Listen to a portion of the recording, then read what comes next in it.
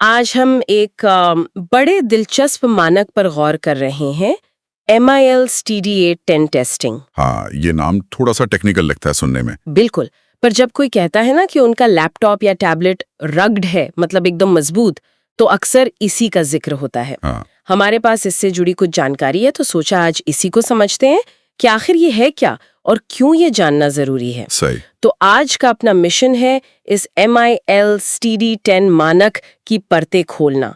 ये टेस्ट होते कैसे हैं, क्या मतलब है इसका, हाँ। क्या हर रग डिवाइस एक जैसा ही मजबूत होता है या फिर ये बस मार्केटिंग का कोई तरीका है। नहीं, ये उससे कहीं ज्यादा है। चलिए फिर इस पर थोड़ी गहराई से बात करते हैं। जरूर। तो देखिए, ये मानक असल में अमेरिकी सेना ने बनाया है। ओह अच्छा, सेना ने। हाँ, ये उन इक्विपमेंट के लिए है जिन्हें बहुत ही मुश्किल, कभी कभी तो खतरनाक माहौल में काम करना होता है। तो हाँ, ये सिर्फ एक फैंसी लेबल नहीं है। इसका बेस है विश्वसनीयता, टिकाऊपन। समझी। इसे इसलिए डिजाइन किया गया ताकि जो लोग फील्ड में हैं, सैनिक हैं, वो अपने उपकरणों पर पूरी तरह भरोसा कर सकें। अच्छा, तो इसकी जड़ें सेना में है, ये बात तो इसे और सीरियस बना देती है। बिल्कुल। और आम तौर पर ये मानक रग्ड या सेमी रग्ड लैपटॉप्स, टैबलेट्स, इन सब पे लागू होता है। ठीक। हाँ, मुख्य रूप से इन्हीं पर। हालांकि अब तो ये नॉन मिलिट्री कामों में भी इस्तेमाल होने लगा है। जैसे मान लीजिए कंस्ट्रक्शन साइट्स हैं या इमरजेंसी सर्विसेज हैं या कोई बाहर फील्ड में काम कर रहा है जहां भी डिवाइस को थोड़ी सख्त परिस्थितियों का सामना करना पड़ सकता है। सही बात है। तो इसका जो मेन मकसद है वो है डिवाइस की पर्यावरणीय मजबूती को टेस्ट करना। मतलब अलग अलग तरह के माहौल और स्ट्रेस को वो कितना झेल सकता है। तो ये टेस्ट होते कैसे हैं? मुझे पता, लिस्ट तो शायद काफी लंबी होगी, पर कुछ मेन टेस्ट कौन से हैं जो ज्यादातर किए जाते हैं? हाँ, लिस्ट लंबी है। शुरुआत कहते हैं तापमान से। अत्यधिक तापमान वाले टेस्ट में क्या होता है? देखिए, तापमान तो बहुत बड़ा फैक्टर है। इलेक्ट्रॉनिक्स बहुत सेंसिटिव होते हैं टेम्परेचर को लेकर। हाँ, होते तो हैं। तो इस टेस्ट में डिवाइस को ना सिर्फ बहुत ज्यादा गर्मी, जैसे मान लीजिए +60 डिग्री सेल्सियस या उससे भी ज्यादा, 60 डिग्री, हाँ, बल्कि बहुत ज्यादा ठंड, जैसे -20 या -30 डिग्री सेल्सियस में भी परखा जाता है। बाप रे। और ये सिर्फ एक टेम्परेचर पर रखना नहीं है, कई बार तापमान का तेज उतार चढ़ाव, जिसे थर्मल शॉक कहते हैं, वो भी टेस्ट होता है। जैसे एकदम ठंडे से उठाकर गर्म माहौल में रख दिया। अरे वाह। मतलब रेगिस्तान की गर्मी से लेकर एकदम बर्फीली ठंड तक। इसका असर किन चीजों पर पड़ता होगा? Battery, screen? दोनों पर, और अंदर के पुर्जों पर भी। ज्यादा गर्मी से प्रोसेसर गर्म हो सकता है, बैटरी लाइफ कम हो सकती है, या प्लास्टिक के हिस्से शायद पिघल जाएं। और बहुत ज्यादा ठंड में बैटरी की कैपेसिटी एकदम गिर जाती है। LCD स्क्रीन धीमी पड़ सकती है, धुंधली हो सकती है, और कुछ पुर्जे सिकुड़ने से खराब भी हो सकते हैं। ओह। तो ये टेस्ट पक्का करता है कि डिवाइस इन मुश्किल हालात में न सिर्फ बचा रहे बल्कि काम भी करता रहे। समझ गई। तापमान के बाद जो चीज दिमाग में आती है वो है डिवाइस का गिरना। हम सब ने कभी ना कभी अपना फोन तो गिराया ही है, तो ये शॉक यानी झटके का टेस्ट इसी से जुड़ा है। हाँ बिल्कुल, शॉक रेजिस्टेंस बहुत जरूरी है, खासकर पोर्टेबल डिवाइस के लिए। हाँ। MLSTD 810 में शॉक टेस्ट के कई तरीके हैं, पर सबसे कॉमन शायद ट्रांजिट ड्रॉप टेस्ट है। ट्रांजिट ड्रॉप वो क्या होता है? इसमें डिवाइस को बंद या कभी कभी चालू हालत में भी एक तय ऊंचाई से, अक्सर 1.2 मीटर यानी करीब 4 फीट से, 4 फीट? हाँ, एक सख्त सतह पर, जैसे कंक्रीट जिसपे प्लाईवुड लगी हो, उस पर कई बार गिराया जाता है, अलग अलग एंगल से, कोनों पर, किनारों पर, फ्लैट। 1.2 मीटर से कंक्रीट पर? ये तो किसी आम लैपटॉप या फोन के लिए बहुत ही ज्यादा है। तो ये टेस्ट क्या देखता है? सिर्फ बाहर से टूटा या नहीं, या अंदर का नुकसान भी? दोनों चीजें। मकसद ये देखना है कि डिवाइस ये झटका झेल सकता है या नहीं, क्या केसिंग टूटती है, स्क्रीन का क्या होता है, और उससे भी जरूरी है क्या अंदर के जो नाजुक पुर्जे हैं, जैसे हार्ड ड्राइव वगैरह, तो मदरबोर्ड, कनेक्शंस, वो सब सुरक्षित रहते हैं, और क्या डिवाइस गिरने के बाद भी काम करता है। अच्छा। जो रग डिवाइसेस होते हैं ना, उनमें अक्सर अंदर शॉक एब्जॉर्ब करने वाले मटेरियल होते हैं, और चैसी भी मजबूत होती है। और शॉक सिर्फ गिरने तक ही नहीं है, इसमें जैसे कोई धमाका हो या टक्कर लगे, जैसे तेज अचानक लगने वाले फोर्स के टेस्ट भी हो सकते हैं। ये तो वाकई काफी कठोर लगता है। अब बात करते हैं वाइब्रेशन की, मतलब कंपन। ये शॉक से कैसे अलग है और कहाँ जरूरी होता है? क्या ये सिर्फ गाड़ियों में इस्तेमाल होने वाले डिवाइस के लिए है? देखिए, कंपन शॉक से अलग ऐसे है कि ये लगातार होता है, लंबे समय तक चलने वाला स्ट्रेस है। शॉक तो एक तेज, एक बार की घटना है। अच्छा। और नहीं, ये सिर्फ गाड़ियों तक ही सीमित नहीं है। सोचिए कोई ट्रक चल रहा है या हेलीकॉप्टर है या नाव है, उसमें कोई डिवाइस रखा है। हाँ। या फिर किसी फैक्ट्री में भारी मशीनरी चल रही है, उसके पास इस्तेमाल हो रहा है। यहाँ तक कि हाथ में पकड़कर इस्तेमाल करने पर भी थोड़ा कंपन तो होता ही है। हाँ, समझ रही हूँ। लगातार हिलने से क्या नुकसान हो सकता है? स्क्रू वगैरह ढीले हो जाते होंगे? बिल्कुल, लंबे समय तक कंपन से पेंच ढीले हो सकते हैं। सर्किट बोर्ड पर जो कंपोनेंट्स लगे हैं, उनके सोल्डर जॉइंट्स टूट सकते हैं। ओह, कनेक्शंस खराब हो सकते हैं। और अगर डिवाइस में घूमने वाली हार्ड डिस्क ड्राइव HDD है, पारंपरिक वाली, तो उसके खराब होने का खतरा बहुत बढ़ जाता है। तो वाइब्रेशन टेस्ट में डिवाइस को अलग-अलग फ्रीक्वेंसी और लेवल के कंपन में रखा जाता है, जो घंटों तक चल सकता है, ये पक्का करने के लिए कि वो इस तरह का लगातार स्ट्रेस झेल पाए। तो तापमान हो गया, गिरना हो गया, कंपन हो गया, ये तो हुए मैकेनिकल और थर्मल स्ट्रेस। लेकिन बाहर के माहौल में और भी चीजें होती हैं, जैसे धूल और पानी। इनके लिए क्या टेस्ट है? बिल्कुल। धूल और रेत का प्रतिरोध, ये टेस्ट ये देखने के लिए होता है कि डिवाइस के अंदर हानिकारक कण घुस सकते हैं या नहीं। कैसे करते हैं ये टेस्ट? इसमें अक्सर डिवाइस को एक चेंबर में रखते हैं, जहां तेज हवा के साथ बारीक धूल उड़ाई जाती है। अच्छा। धूल क्या कर सकती है? वो कूलिंग के लिए जो वेंट्स होते हैं, उन्हें बंद कर सकती है। उससे ओवर हीटिंग हो सकती है। हाँ, सही बात है। या फिर पोर्ट्स और बटनों में घुसकर उन्हें जाम कर सकती है। और पानी या नमी, क्या ये सिर्फ बारिश से बचाने के लिए है या डिवाइस को पानी में डुबाते भी हैं? नमी और पानी के लिए भी कई लेवल के टेस्ट हैं। इसमें हल्की फुहार या नमी वाला माहौल, ह्यूमिडिटी टेस्ट हो सकता है। अच्छा। या फिर तेज बारिश, ड्राइविंग रेन टेस्ट, या पानी की तेज धार, वाटर जेट टेस्ट का सामना करना भी शामिल हो सकता है। कुछ मामलों में डिवाइस को पानी में डुबाने का टेस्ट, इमर्जेंट टेस्ट, भी होता है।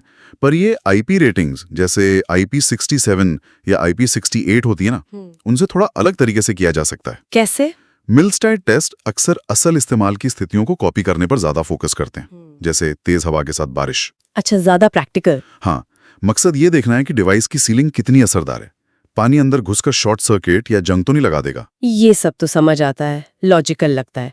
लेकिन लिस्ट में एक और चीज है जो थोड़ी हैरान करती है। उच्च ऊंचाई, हाई एल्टीट्यूड। ऊंचाई का डिवाइस पर क्या असर पड़ सकता है? क्या ये सिर्फ पहाड़ों पर या हवाई जहाज में इस्तेमाल के लिए है? हाँ, ये थोड़ा कम सोचा जाता है। उच्च ऊंचाई पर दो मेन असर पड़ते हैं।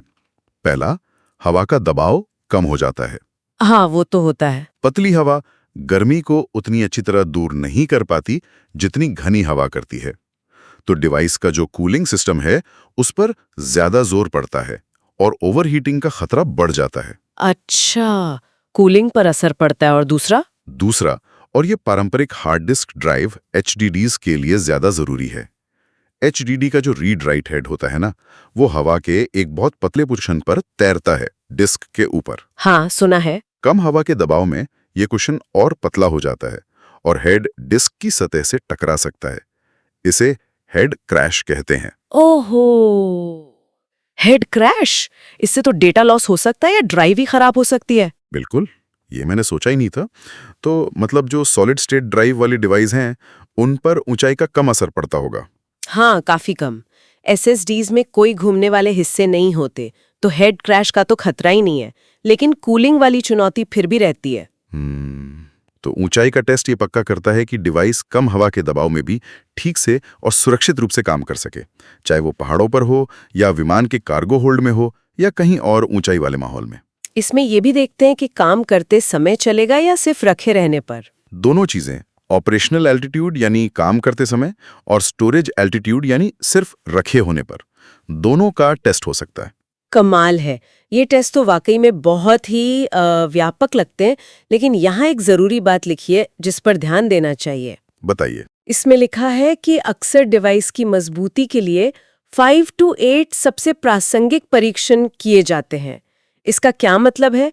क्या कोई डिवाइस सिर्फ 5 टेस्ट पास करके भी MILSTD 810 सर्टिफाइड कहला सकता है? ये एक बहुत ही जरूरी पॉइंट है और अक्सर लोग इसे गलत समझते हैं। अच्छा। देखिए, MILSTD 810G या 810H जो अभी के वर्जन्स हैं, उनमें करीब 29 अलग अलग लैब टेस्ट मेथड्स हैं और हर मेथड के अंदर भी कई तरीके हो सकते हैं। ओफ, 29। हाँ, और कोई भी डिवाइस बस यूं ही MILSTD सर्टिफाइड नहीं होता, बल्कि बनाने वाली कंपनी को ये बताना चाहिए कि उनके डिवाइस ने कौन से खास टेस्ट पास किए हैं और किन तरीकों से। अच्छा, तो ये ऐसा नहीं है कि या तो सारे पास करो या कोई नहीं, ऑल और नथिंग जैसा नहीं है। बिल्कुल नहीं।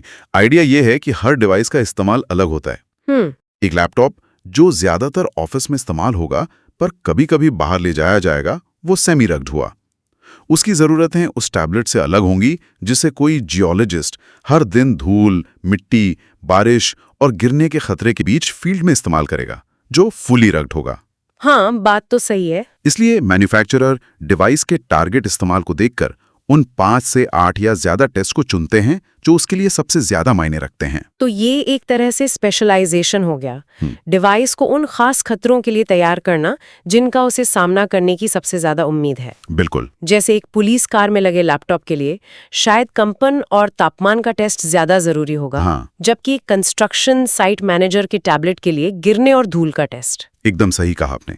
ये व्यवहारिकता और टारगेटेड मजबूती के बारे में है। इससे ये पक्का होता है कि मजबूती सिर्फ कागज पर ना हो, बल्कि असल दुनिया की चुनौतियों का सामना करने लायक हो। इसीलिए खरीदने वालों के लिए ये पूछना या चेक करना जरूरी है कि डिवाइस ने MIL STD 810 के तहत कौन से खास टेस्ट पास किए हैं। अच्छा, सिर्फ ये नहीं देखना कि उस पर MIL STD का लेबल लगा है।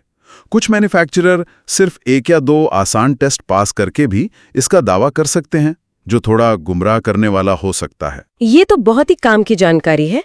मतलब अगली बार जब कोई ऐसा डिवाइस देखें तो सिर्फ लेबल देखकर खुश ना हो, हाँ, बल्कि थोड़ा और पता करें कि कौन से टेस्ट पास किए गए हैं। बिल्कुल। इससे हमें अंदाजा लग जाएगा कि डिवाइस असल में किन परिस्थितियों के लिए बना है। बिल्कुल, ट्रांसपेरेंसी जरूरी है। एक अच्छी कंपनी आमतौर पर अपनी वेबसाइट पर या स्पेसिफिकेशन शीट में साफ-साफ बताती है कि कौन से टेस्ट, जैसे method 516.6 shock, method 501.5 high temperature वगैरह, और किन प्रोसीजर के तहत पास किए गए हैं। तो हमने आज MIL ST 810 के बारे में काफी कुछ समझ लिया। ये अमेरिकी सेना का मानक है जो उपकरणों को कठोर परिस्थितियों के लिए परखता है। हाँ। इसमें अत्यधिक तापमान, गर्म और ठंडा दोनों, शॉक जैसे गिरना, कंपन, धूल, नमी या पानी, और यहाँ तक कि उच्च ऊंचाई जैसे कई टेस्ट शामिल हैं। और सबसे जरूरी बात यह है कि कोई भी डिवाइस सभी 29 टेस्ट पास नहीं करता, ना ही करने की जरूरत होती है। हाँ, मैन्युफैक्चरर डिवाइस के सोचे गए इस्तेमाल के आधार पर सबसे जरूरी 5 से 8 या उससे ज्यादा टेस्ट चुनते हैं। तो ये सिर्फ एक जेनेरिक मजबूती का ठप्पा नहीं है। नहीं, बिल्कुल नहीं। ये दिखाता है कि डिवाइस को खास तरह की चुनौतियों का सामना करने के लिए डिजाइन और टेस्ट किया गया है। ये असल दुनिया की जरूरतों पर फोकस करता है। इससे ये भी साफ होता है कि क्यों कुछ रग्ड डिवाइस दूसरों से ज्यादा महंगे या शायद थोड़े भारी होते हैं। सही। उनमें शायद ज्यादा टेस्ट पास करने के लिए एक्स्ट्रा इंजीनियरिंग और मटेरियल का इस्तेमाल किया गया हो। ये सिर्फ मार्केटिंग नहीं है, बल्कि डिजाइन और टेस्टिंग की एक गंभीर प्रक्रिया है। बिल्कुल। और ये हमें एक दिलचस्प सवाल पर लाता है। क्या? हम देख रहे हैं कि नॉर्मल कंज्यूमर इलेक्ट्रॉनिक्स में भी मजबूती धीरे धीरे बढ़ रही है। वाटर रेजिस्टेंस आम होता जा रहा है, स्क्रीन ज्यादा टिकाऊ हो रही हैं। हाँ, ये तो है। तो क्या आपको लगता है कि भविष्य में जैसे जैसे हम तकनीक पर और ज्यादा निर्भर होते जाएंगे, आम लोगों के लिए भी MIL STD 810 जैसे या इससे मिलते जुलते मानकों की मांग बढ़ेगी? क्या रगेडनेस यानी मजबूती एक दिन लग्जरी या जरूरत के बजाय एक स्टैंडर्ड फीचर बन जाएगी, कम से कम कुछ हद तक? ये वाकई सोचने वाली बात है। क्या हम सब एक दिन ऐसे फोन या लैपटॉप चाहेंगे जो गिरने या बारिश में भीगने पर भी आसानी से खराब ना हो? शायद। और हमारी उम्मीदें किस तरफ जाती हैं?